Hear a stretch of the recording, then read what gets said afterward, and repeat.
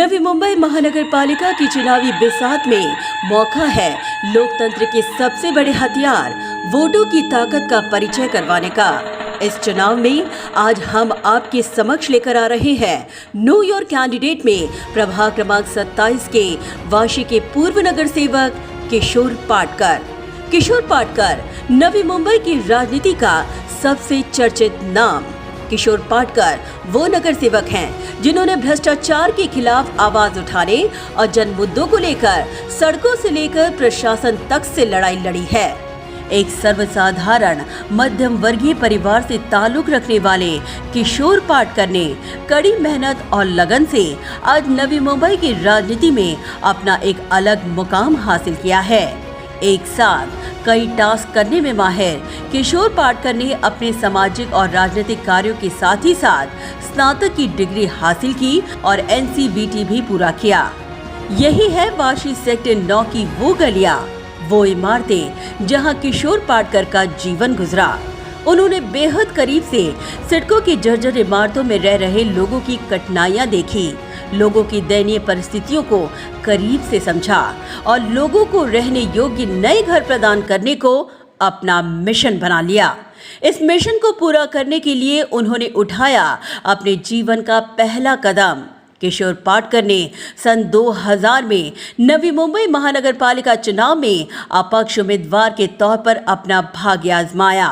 सामने धुरंधर और सभी विपक्षी पार्टियों के जिला अध्यक्षों के होने के बावजूद पहली बार चुनाव के इस कड़े मुकाबले में किशोर पाटकर ने जनता से अपने संपर्क और समर्थन के दम पर ऐतिहासिक जीत दर्ज कर राजनीति में एंट्री की। स्वभाव में निडरता और अपने जनता के प्रति जवाबदेह किशोर पाटकर ने अपने प्रभाग की सिडको निर्मित धोखादायक इमारतों में रहने वाले लोगों के घरों के प्रश्नों को लेकर अजीत पवार के सामने लड़ाई लड़ी और उनकी इसी भूमिका को देखते हुए उन्हें जनता के हक की लड़ाई लड़ने वाले लोक प्रतिनिधि की उपमा दी जाती है। अपने गहन अध्ययन और अनुभवों के दम पर नवी मुंबई के कई ज्वलनशील मुद्दों को हल करने के चलते ही आज किशोर पाटकर के सभी राजनीतिक पार्टियों के शीर्ष नेताओं और नौकरशाहों के साथ उनके गहरे और मधुर संबंध किसी से छिपे नहीं हैं।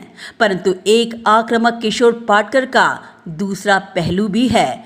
वे जितने आक्रामक हैं उतने ही भावुक और लोगों के प्रति बेहद संवेदनशील और सहानुभूति रखने वाले लोक प्रतिनिधि भी हैं और उनके इसी स्वभाव का परिचय देता है उनका सामाजिक और राजकीय सफर।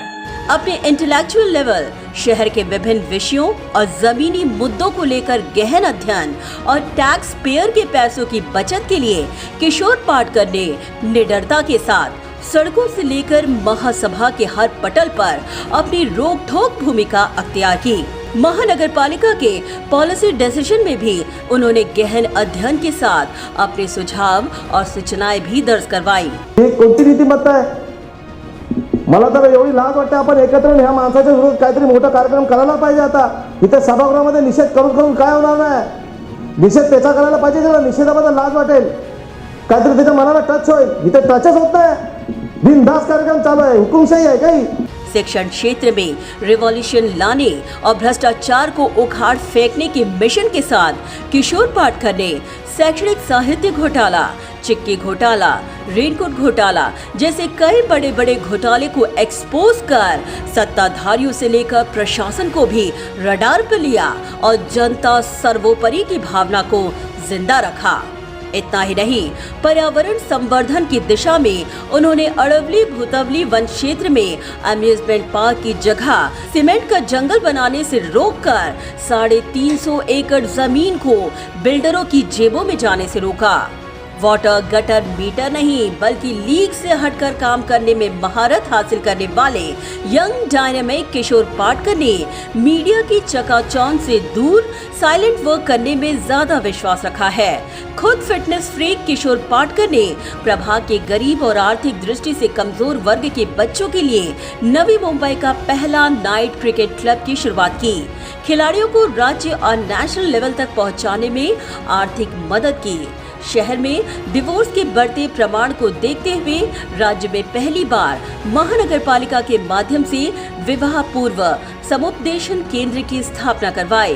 प्रभाग को असामाजिक तत्व और नशेड़ियों से मुक्त करवाने में अहम भूमिका निभाई। बेसहारा बुजुर्गों के पालन पोषण का दायित्व उठाया। महानगर पालिका स्कूलों के 10वीं के गुणवंत विद्यार्थियों को आर्थिक मदद मुहैया करवाई। गौ सेवा को लेकर उन्होंने योगदान दिया। सूखाग्रस्त इलाकों के साथ कोल्हापुर, चिपलुन जैसे बाढ़ग्रस्त इलाकों में आर्थिक मदद मुहैया करवाई और जनता की सेवा कर मानवता के धर्म का जतन किया। सिडको की धोखादायक चेन टाइप इमारत के बीच पले बड़े किशोर पाटकर के जीवन का एक ही लक्ष्य था, प्रभाग के सिडको निर्मित धोखादायक इमारतों के रीडेवलपमेंट को मुमकिन कर दिखाना। 2 दशकों के अथक संघर्ष, कानूनी लड़ाइयां और अपने ही पार्टी के नेताओं से द्वंद्व और 25 से अधिक कानूनी लड़ाइयों के पश्चात नगर विकास मंत्रालय द्वारा नए यूनिफाइड DCR को मंजूर करवाने में किशोर पाटकर की भूमिका नवी मुंबई शहर ही नहीं बल्कि संपूर्ण राज्य के लिए मील का पत्थर बनकर साबित हुई। परिणाम स्वरूप आज संपूर्ण राज्य भर ही नहीं बल्कि संपूर्ण नवी मुंबई शहर में भी वर्षों से अटके रीडेवलपमेंट वर्क को अब जाकर रफ्तार मिल चुकी है। किशोर पाटकर जितने एक्टिव उतने इमोशनल भी हैं और इसी का गवाह है कोरोना संक्रमण। ये वो दौर था जब किशोर पाटकर ने पर्दे के पीछे रहकर लोगों की मदद की, कईयों को जीवन दान दिया, मानवता धर्म का जतन किया और ये सफर अब आगे भी जारी है। सामान्य नागरिक आपण कधी त्यांच्या नगरसेवक आता कधी दाखवून